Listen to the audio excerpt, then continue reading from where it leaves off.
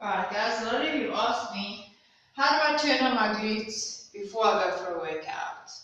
Often the hamstring will take over. The reason being is because we do a lot of sitting. So our hip flexors are incredibly strong in turn your quadriceps kick in before your hamstrings and before your glutes. Now as a runner, you go out running and your quad is more of the muscle that will take over as opposed to the glutes and hamstrings. So how do I turn my glutes on? Well, there are a number of options. You can use a towel, and a rolling knockdown, so there's no gym. However, come down onto your mat. Use a tactile cue, alright, or with proprioceptive feedback. Remember that's sending a message to the brain. This is where I need you to focus. Place it between your knees. Come back down. Lying on the mat, hands are by your side, lying in a nice neutral spine. In other words, that natural gap middle of the spine is in mat. Okay, it's not imprinted. You've got that nice neutral spine going for you. What you're going to do here is you're going to do a glute bridge. You're going to inhale. I want you to take your hands and place them on your glutes. Okay, as you exhale, I want you to pull up. Give your glutes a little bit of a tap. That's a proprioceptive feedback. That's just telling the brain which muscle you need to activate. You would obviously be doing this before you go for your run. Inhale, and then exhale, just put the body down. Breathe in. Exhale, pick it up. Again, and give it a little bit of a tap. Inhale, exhale down. Breathe in. Exhale, pick it up. A little bit of a tap. Inhale. Exhale, put it down. Another nice way to get into the glutes and make sure that they are firing is to do a hip roll. So now let's knock my top so that you can see what I'm doing. From the neutral spine, you're first going to engage the obliques. Then you're going to tighten up your glutes, then your hamstrings, and then you're going to come into one long line. So here we are engaging your transversus abdominis and your external and internal obliques in your stomach. You're breathing in, and then you're slowly curling down. Making sure the lower back is the first thing that reaches the mat. Then this forces you now to think, I need to release my glutes, and now I need to release my hamstrings. So in this way, you're not using your hip flexors. Breathe in, you're using your stomach muscles to get you up into the air. Glutes are tightening, hamstrings are tight, everything is tight. Breathe in, and slowly peel the body back down. One vertebra at a time. Coming back to a neutral spine. Let's do that again. You can do between 6 to 12. Okay, just to get the proper muscles firing. And after the run, you can do the exact same thing. Okay, that will also just help to open up your hip flexors after the run. And let's just do one more for fun. All the way up. Glutes and hamstrings are really, really tight. Breathing in, coming down one vertebra at a time. Making sure you go back through that imprint, then you release your glutes, then you release your hamstrings. So now we really made sure that we fired into the correct muscles.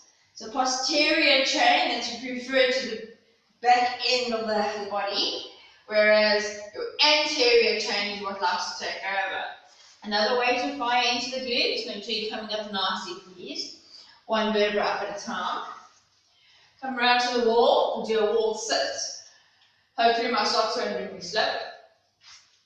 Okay, you can have your shoes on obviously. You're going to come down. Your hips are sort of just above your knees.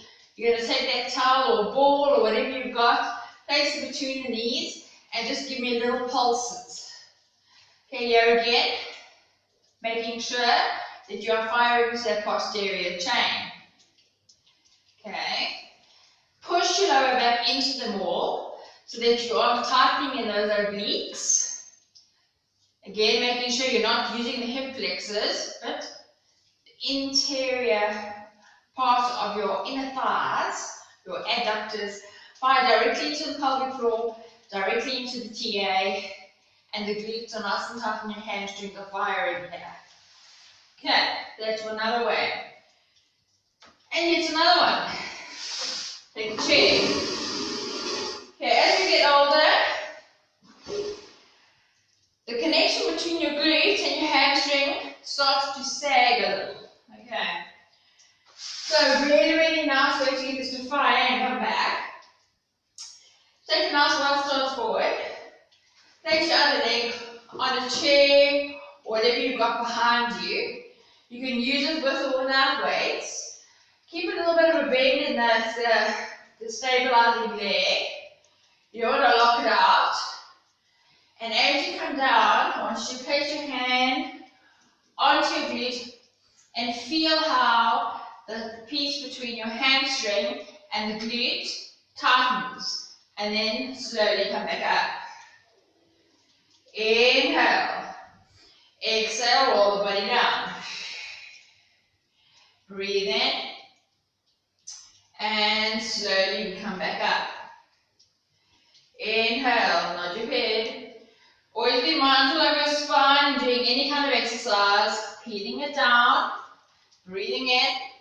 And slowly you'll feel now how your posterior chain is kicking in.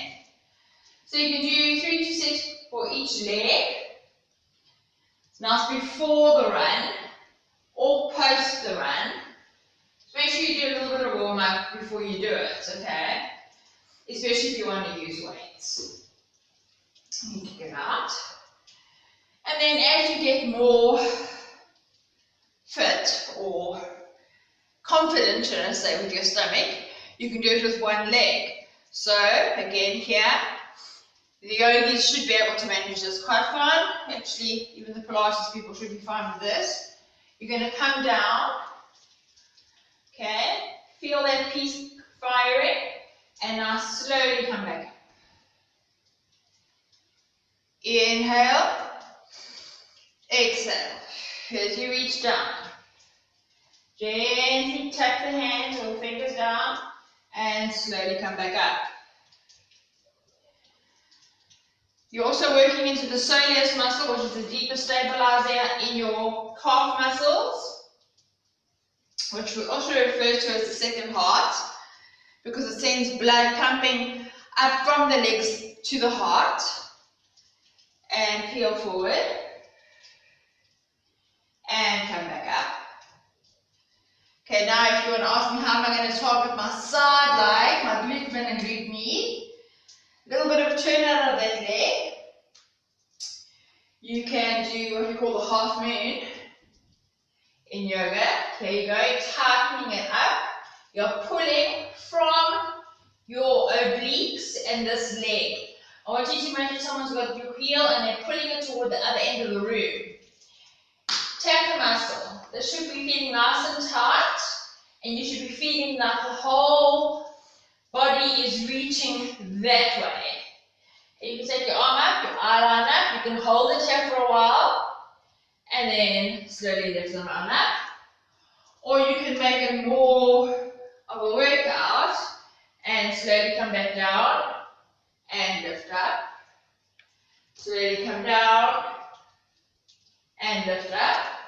You want to ensure that you've got that progressive speed back going, tapping that muscle, feeling it tightening as you're coming down, and always up. Remember, proprioceptive feedback is not slapping the muscle, it's just a tap. And slowly up, and then you would do the other leg. Hope that helps a little. Okay, there's lots of different options you can use. You can also do what we call using the wall. You want to place your hand on the wall, the elbows on the wall. Standing away from the wall, I really want you to lean into the wall so that you engage your lats, engage your oblique muscles. Okay, so your leg is out to the side, your knees facing forward. I'm doing this with my back facing me because this is the best way for me to show you what I want. From there, with or without a weight, you're going to lift your leg and lower your leg. Again, here you should be feeling it tightening into the glutes. Okay, you can point the toe and flex it down, point it up and flex it down. The only piece you should be feeling working at is your glute muscle. You should be feeling no pain into your lower back. Keeping the lats engaged, and you're not sinking into the wall.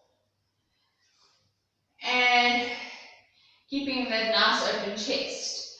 Better for breath, remember strength and stretching. The muscles in the body require oxygen, so you need to breathe. This sends energy to those muscles. And lower, and lift, and lower, and lift. Okay, this is all using the posterior part of your body. Okay. Then of course, if you're lucky enough to have something to balance on, like a Bosu, instead of using the soft side, turn the Bosu on its head. So you're standing on more of a flat surface.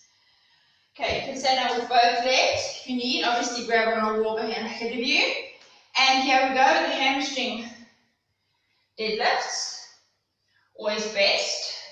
You can use weights, but you should be feeling it in the posterior chain of the body. And slowly lift. Obviously in your deadlift, you don't have to go all the way down. You can stop mid-shin length and lift up.